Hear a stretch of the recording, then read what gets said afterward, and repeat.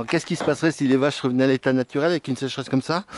Ben, il y aurait de la casse, c'est tout. Je pense que les prédateurs seraient heureux, ils auraient beaucoup de bêtes affaiblies à attaquer et à manger. Et il n'y aurait pas beaucoup de vaches vivantes. Parce que sans réserve et sans entretenir les prés, parce qu'il faut quand même pas oublier, regardez là les ronces, hein. Dès qu'il y a un endroit qui est plus entretenu, ça part en ronce, ça part en friche. Et les friches, ça nourrit pas des vaches.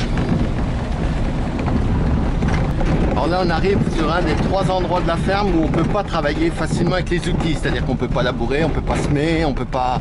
On est juste obligé, on peut juste entretenir. C'est-à-dire que ça coûte. Et je vais vous montrer quand même en 2 minutes, parce que ça préfigurerait ce qui se passerait si l'élevage était abandonné. Alors là, je broie tous les 2 ans. Et là, donc cette année, c'est à refaire, hein. Donc vous voyez, en fait, la sécheresse, les ronces, elles craignent pas. Donc qu'est-ce qui se passerait s'il n'y avait plus de vaches? Ben, c'est pas compliqué. La totalité de la surface serait recouverte dans un premier temps par les ronces, avec un couvert. Là-dessus, viendrait repousser des arbrisseaux. Et ça ferait une belle friche. Donc même des vaches à l'état naturel, sans broyage, ça donnerait ça. Voilà. Donc même des vaches là ne trouveraient pas à manger. Donc c'est quand même impressionnant et c'est important de se le dire parce que on imagine toujours, on n'imagine pas qu'en fait l'herbe c'est quelque chose qui est cultivé, qu'il faut entretenir et qui demande beaucoup de travail, beaucoup plus qu'on imagine. On croit que de l'herbe ça pousse et puis qu'on met les vaches et puis qu'après ça va tout bien. Ben non.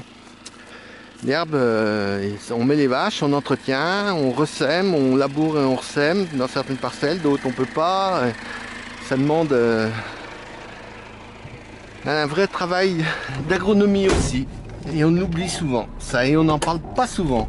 Et c'est un peu dommage. Ce qui fait que tous ceux qui croient que si on venait à l'état sauvage, la nature, il n'y aurait pas de soucis et qu'il y aurait plein de vaches et tout ça, ils se trompent complètement.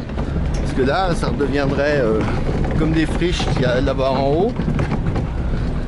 Pour celles qui ne sont pas cultivées, c'est-à-dire que comme il n'y a pas beaucoup de terre, il y aurait des arbres, mais peut-être pas tant que ça. Et puis derrière, ben, en espèce animale, il y aurait des prédateurs, bien évidemment. Plus de vaches, plus de moutons, plus de chèvres. Il n'y aurait plus rien pour l'homme. On se retrouverait certainement avec, je vais dire des bêtises, mais des chevreuils, mais qui prendraient la maladie régulièrement parce qu'ils seraient trop nombreux, pas gérés. Il y a des régulations naturelles qui se feraient.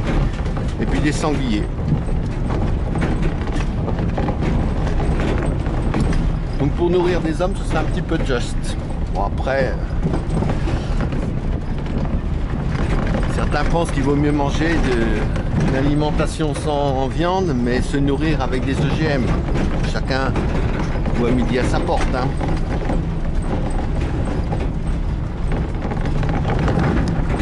Là, je suis en dessous de la parcelle que je vous ai montrée. C'est exactement le problème inverse. C'est-à-dire que là, c'est très mouillé. Donc c'est pareil, j'entretiens, enfin les vaches entretiennent. Et moi, je passe des broyeurs pour couper uniquement. Alors, je touche pas au jonc, je touche juste au truc.